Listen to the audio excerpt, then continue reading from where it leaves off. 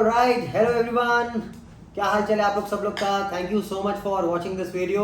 सो आज हम डिस्कशन करने वाले हैं बहुत ही important question which is why restaurants fail.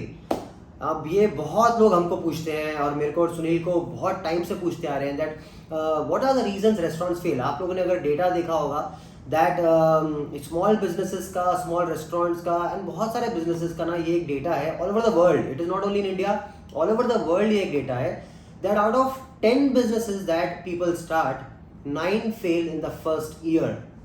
Similarly, out of those businesses जो survive कर रहे हैं ना वो first year, उसमें से भी 9 businesses अगले 5 साल के अंदर बंद हो जाते हैं। So hi, my name is Nishant Sharma. I'm father of 2 lovely daughters. I'm a restaurant owner, a certified mind power transformation coach, a certified insurance advisor, a financial planner from a long time, and मेरा मन करता है, so I'm on a mission actually to educate and help a lot of people to actually understand how restaurants work, how restaurants grow, and that is the reason ये हमारा YouTube channel है and we are on this mission to actually spread the education on this beautiful topic हमारी industry के लिए। So let us get back to the topic which is why restaurants fail. So actually में ना इसके ना कम से कम 10 से भी ना ज़्यादा रीजंस हैं कि क्यों रेस्टोरेंट फेल होता है। किसी भी चीज़ का कोई एक रीज़न नहीं हो सकता ना, बहुत सारे रीजंस होते हैं। वो बिजनेस है तो बहुत सारे रीजंस हैं। सो हम क्या कर रहे हैं, हम 2 पार्ट वीडियो सीरीज बना रहे हैं। ये एक वीडियो जो आप अभी देख रहे हैं इसमें we will cover the first 5 elements के व्हाई दे फेल, और उसके बाद का जो हम वीडियो बनाएंगे उसके अंदर के बाकी के 5 एलिमेंट ब्रॉड हम ये 10 एलिमेंट्स को शेयर करेंगे। So please do watch both the videos for the knowledge on why restaurants fail. और आप अगर एक नया रेस्टोरेंट स्टार्ट करना चाह रहे हैं, या आप ऑलरेडी एक रेस्टोरेंट चला रहे हैं, कैफे चला रहे हैं, क्लाउड किचन चला रहे हैं, या आपका रेस्टोरेंट कैफे क्लाउड किचन बहुत ज़्यादा अच्छे से ग्रो कर रहा है, या कोई भी आपकी फैमिली में फ्रेंड है जो एक्चुअली में ये देखना चाहता है, प्लीज़ उनको शेयर कीजिए, स्प्रेड कीजिए, उन्हें काफ़ी अंडरस्टैंडिंग और वैल्यू मिलेगी। All right, so first reason why restaurants fail is because they don't know why they want to start a restaurant. उनको सबसे इंपॉर्टेंट एलिमेंट है वाई का नहीं पता है ना। मेरे एक स्पिरिचुअल मेंटर हैं, उन्होंने बहुत पहले मुझे ये बात सिखाई थी दैट आप जब भी कुछ भी करने जा रहे हो, सारे दिन में कभी भी कुछ भी करने जा रहे हो, हमेशा ये पूछो कि क्यों करने जा रहे हो। Why is the most important question that we should be asking ourselves every time again and again. क्योंकि आपको अगर क्यों का पता है कि आपको क्यों रेस्टोरेंट खोलना है, तो आपको कैसे काम करना है, कैसे खोलना है, क्या करना है, वो बहुत ईजी हो जाता है। If you know the why, how and what are relatively very easy. अब बहुत लोग बोलते हैं अरे ये क्या क्वेश्चन हुआ कि वाई क्यों खोलना है, अरे भाई पैसे कमाने के लिए खोलना है। सो मनी, सब लोग बोलते हैं हमें रेस्टोरेंट इसलिए खोलना है क्योंकि पैसा कमाना है। ना, money is not the why, money is the end product, money is the by product of the why and doing many good things together. जब बहुत सारी चीजें अच्छे से की जाती हैं तब उसका एक एंड प्रोडक्ट निकल के आता है विच इज ऑल्सो मनी। बहुत कुछ निकल के आता है पर एक पार्ट उसका मनी भी है, पैसे भी हैं। तो अगर आप ये कह रहे हैं कि मेरा वाई रेस्टोरेंट खोलने का सिर्फ इसलिए है क्योंकि मुझे पैसा कमाना है, सो आई थिंक हमें थोड़ा सा और सोल सर्चिंग करने की ज़रूरत है, थोड़ा सा हमें और सोचने की ज़रूरत है, और शायद हमको थोड़ा और अंडरस्टैंडिंग करने की ज़रूरत है कि ये इंडस्ट्री, ये प्रोफेशन हमसे डिमांड क्या करता है। ये क्राफ्ट, रेस्टोरेंट बनाना, रेस्टोरेंट चलाना, एक अच्छा फूड बिजनेस चलाना, ये हमसे क्या डिमांड करता है। So let us first be clear on the why we want to do it. बहुत सारे लोगों को ये नहीं पता होता है कि वो क्यों कर रहे हैं, और वो सिर्फ और सिर्फ मनी मेकिंग के हिसाब से खोलते हैं and then they fail. Because कोई भी चीज़ जब सिर्फ और सिर्फ मनी मेकिंग के लिए खोली जाती है, जब फेलियर्स आते हैं तब आप उसको सस्टेन नहीं कर पाते हैं। अगर आपका वाई क्लियर है, अगर आप अंदर से चाहते हैं कि मैं एक रेस्टोरेंट बिजनेस को बिल्ड करूं, रेस्टोरेंट ब्रांड बनाऊं, फूड बिजनेस में एंटर करूं और बहुत सारे लोग की सेवा करूं, सर्व करूं, तब आपका जो वाई है वो आपको सस्टेन कर पाएगा बहुत सारे फेलियर्स को। So let us be clear on the why. I think how to know your why and why it is important, इसके ऊपर एक अलग से एक वीडियो भी बनाना पड़ेगा। So all right, so this is the first point. Second point, हमें starting में सिखाया गया था आज से 13 साल पहले जब हमने रेस्टोरेंट शुरू किए थे। Now restaurants, cafes, cloud kitchens, QSRs are primarily retail businesses. आप अगर देखेंगे ये B2C सेगमेंट में मोस्टली आते हैं, which is business to consumer segment में आते हैं, जहां पे आप एक रिटेल काम कर रहे हैं। और सबसे इंपॉर्टेंट एलिमेंट जो वहां पे समझा जाता है एक रिटेल बिजनेस की सक्सेस के लिए, वो है लोकेशन, लोकेशन, लोकेशन। अगर आपकी लोकेशन बहुत स्ट्रांग है तो आपके रेस्टोरेंट के बिजनेस के डायनामिक्स बहुत डिफरेंट हो जाते हैं। नाउ लोकेशंस को हम ब्रॉडली 2 पार्टों में डिवाइड कर सकते हैं। कुछ लोकेशन ऐसी होती है जहां पे बहुत सारे लोग आ रहे हैं, भीड़ भाड़ इलाका है, मॉल्स हैं, क्रॉस रोड्स हैं, आपकी सिटी के, आपके शहर की इंपॉर्टेंट जंक्शंस हैं, एक ऐसी रोड है जहाँ से बहुत सारे लोग आते हैं जाते हैं। सो वेरी इंपॉर्टेंट लोकेशंस जहाँ पे बहुत सारे लोग, बहुत सारे आई बॉल्स आपको, आपके ब्रांड को, आपके शॉप को, आपके रेस्टोरेंट को देखते हैं। So that is also a very one type of location. Other type of location होती है कोई ब्यूटीफुल सीनिक लोकेशन, कोई out of the city location, कोई एक रिट्रीट, कोई एक रिसोर्ट, कोई पहाड़, कोई एक बीच प्रॉपर्टी ना, वो लोकेशंस भी होती हैं। वहाँ लोग बहुत कम भीड़ भड़ाका होता है, पर फिर भी वो जगहें भी बहुत अच्छे से चलती हैं ना। ये दोनों लोकेशंस की जो कैटेगरी है, बहुत सारे और भी कैटेगरीज है, पर प्राइमरली जो दोनों लोकेशन की कैटेगरीज है, ये दोनों बहुत इंपॉर्टेंट है और ये दोनों में बहुत अच्छे रेस्टोरेंट्स चल भी सकते हैं और इन दोनों जगहों पे होने के बावजूद भी रेस्टोरेंट्स नहीं चलेंगे, ऐसा भी हो सकता है।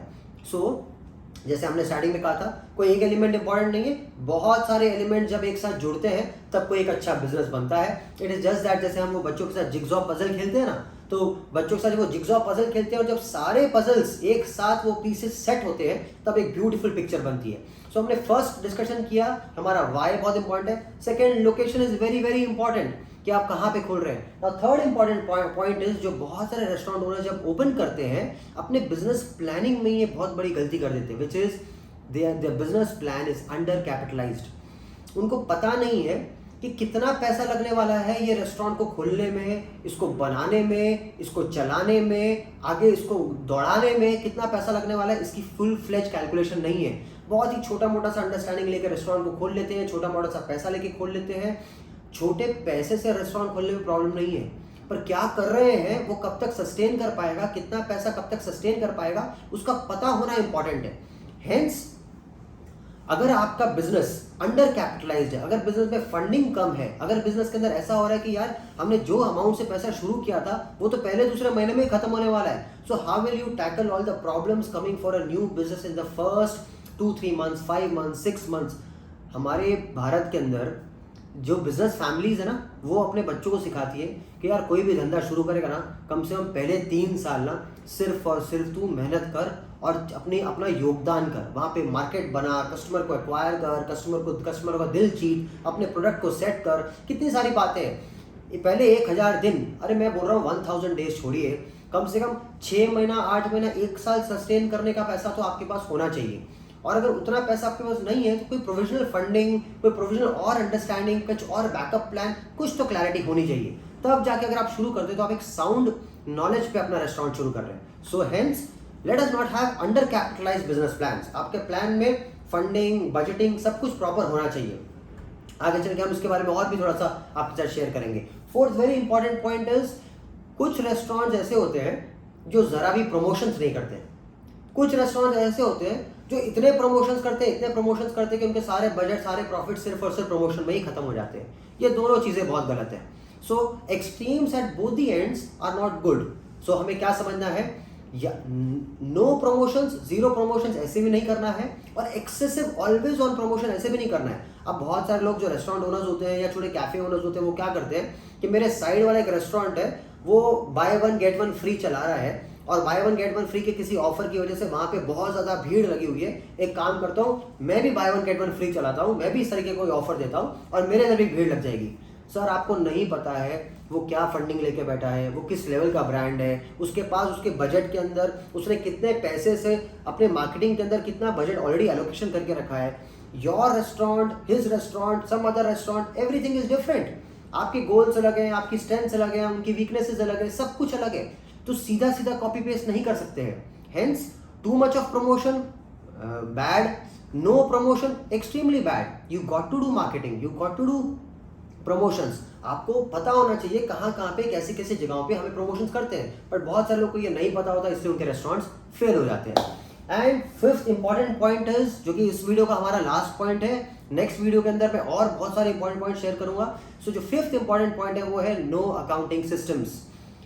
रेस्टोरेंट्स मोस्टली, क्योंकि कभी कभी स्टार्टिंग में छोटे होते हैं तो उनको लगता है हम सॉफ्टवेयर पे क्यों इन्वेस्ट करें, हम एक स्टोर के अंदर इन्वेंट्री सिस्टम में क्यों इन्वेस्ट करें, अभी तो हम छोटे हैं, 10 लोग हैं, 15 लोग हैं, 25 लोग हैं, 5 लोग हैं, कैफे है, क्यों हम एक अच्छे तरीके के सिस्टम्स पे इन्वेस्ट करें। सर प्लीज अंडरस्टैंड, इससे पहले वाला अगर वीडियो आपने मेरा देखा होगा, वो जो 3 पीस मैंने शेयर किए थे, अगर आपने नहीं देखा है तो प्लीज पहले वाला वीडियो देखिए। जो सेकेंड पी है वो सबसे इंपॉर्टेंट, वो है प्रोसेसेस एंड सिस्टम्स। आपका अकाउंटिंग सिस्टम, आपका स्टाफ लेबर का कॉस्टिंग का सिस्टम, आपका फूड कॉस्ट कैलकुलेशन का सिस्टम, आपका अटेंडेंस का सिस्टम, आपकी टीम को ट्रेनिंग का सिस्टम, आपकी रेसिपीज, आपके प्रोसेसेस, आपके सॉफ्टवेयर के अंदर कौन सी रेसिपी क्या फूड कॉस्ट जनरेट कर रही है, उसकी क्या प्राइसिंग होनी चाहिए, हर चीज़ का एक सिस्टम है, हर चीज़ के प्रोसेस है। आप अगर टेक्नोलॉजी की हेल्प ले रहे हैं तो आपके बहुत सारे सिस्टम प्रोसेस ईजी हो जाते हैं। आप अगर एक छोटा सा सिस्टम एक्सेल को यूज करना शुरू कर देंगे अपनी कंपनी के अंदर, तो आपके टीम मेंबर्स बहुत कुछ सीखेंगे और उनका काम करना इजी हो जाएगा। बहुत सारे रेस्टोरेंट ना अकाउंटिंग सिस्टम्स भी ढंग से नहीं रखते, मतलब उनको ये भी पता नहीं होता है कि टेक्निकली महीने के बाद, 2 महीने के बाद, 6 महीने के बाद हमने प्रॉफिट लॉस कितना किया है। आप अगर हर महीने अपना P&L नहीं चेक कर रहे हैं, आप अगर हर महीने अपना profit and loss, expense, income सब कुछ नहीं चेक कर रहे हैं, तो सर आप कैसे बिजनेस करेंगे। सो ये 5 पॉइंट्स हमने आपके शेयर किए। First, very important, you should know why do you want to get into the business. ये बिजनेस बहुत अच्छा, रेस्टोरेंट्स, हॉस्पिटैलिटी बहुत ही अच्छा और बहुत ही नोबल काम है, बहुत ही बढ़िया काम है, पर सबके लिए नहीं है। जो करना चाहते हैं उनका वाई एकदम क्लियर होना चाहिए। तो definitely if you want to do it, go for it, let your आपका वाई पहले क्लियर कर लीजिए। सेकंड वेरी इंपॉर्टेंट पॉइंट कि आपका लोकेशन बहुत इंपॉर्टेंट है, understand the strength and weaknesses of your location. Third very important point जो हमने किया, please don't start with under capitalised restaurant. थोड़ा सा फंडिंग, थोड़ा सा प्लानिंग, थोड़ा सा बजटिंग सबको माइंड में लेके फिर अपना बिजनेस प्लान बनाइए। फोर्थ इंपॉर्टेंट पॉइंट, प्रमोशंस कीजिए, बहुत ज्यादा मत कीजिए, बहुत ज्यादा कम मत कीजिए, बट प्रमोशंस जरूर कीजिए, है ना। So again important. And fifth very important point, have accounting systems, have standard operating procedures, recipes, processes, ये सारी चीजों को रखिए। एंड मैं एक सिर्फ लास्ट एक छोटी सी पॉइंट बोलना चाहता हूँ। बहुत सारे लोग ना इसलिए रेस्टोरेंट खोलते हैं क्योंकि उनकी एग्जिस्टिंग जॉब्स में वो कुछ अच्छा नहीं कर रहे होते। सर माइंडसेट बहुत बड़ी चीज़ है। मैं 13 साल पहले जब हमने रेस्टोरेंट शुरू किया था, उससे पहले मैंने 4 साल कॉर्पोरेट्स में काम किया हुआ है। एंड कॉर्पोरेट के अंदर काम करते करते मेरी पूरी फैमिली में स्टार्टिंग से ही कोई भी बिजनेस के अंदर नहीं था। मेरे फादर, मेरी मदर, सब लोग जॉब ओरिएंटेड माइंडसेट में थे। आज तो मेरे पापा बहुत अच्छा बिजनेस करते हैं, but at the same time वो टाइम पे वो भी जॉब ओरिएंटेड माइंडसेट से थे।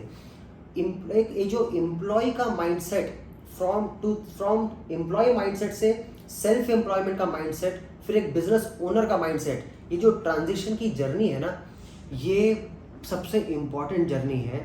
अगर आपको अपना एग्जिस्टिंग नौकरी छोड़ के रेस्टोरेंट खोलना है तो बुरी बात नहीं है, बिल्कुल करना चाहिए अगर आप करना चाहते हैं तो, पर ये आपको अंडरस्टैंडिंग होनी इंपॉर्टेंट है, बहुत ही इंपेरेटिव है। It's not only physical change. आप कल को नौकरी में जा रहे हैं और आज अपने खुद के रेस्टोरेंट में जाना शुरू कर देंगे, ऐसा नहीं है। It is about mind set change. सबको अच्छा लगता है मेरा खुद का रेस्टोरेंट होगा, वेरी गुड, होना भी चाहिए, बहुत अच्छी बात है, पर माइंड सेट चेंज के लिए रेडी हो जाइए। From an employ to self employment to business owner के, बिजनेस लीडर के माइंडसेट चेंज के लिए अगर आप रेडी हो जाएंगे, this journey is for you. So all the very best, God bless you all. Please comments में बताइएगा कैसा लगा आपको, and if you are liking it, अगर हम आपको कुछ वैल्यू ऐड कर पा रहे हैं, प्लीज जरा लाइक बटन दबा दीजिए। यूट्यूब को बहुत अच्छा लगता है and at the same time हमें भी बहुत अच्छा लगता है। And don't forget to watch the next video, because ये जो पूरा पजल है ना, पजल ये अब तक खत्म नहीं हुआ है। All right, so thank you so much. All right.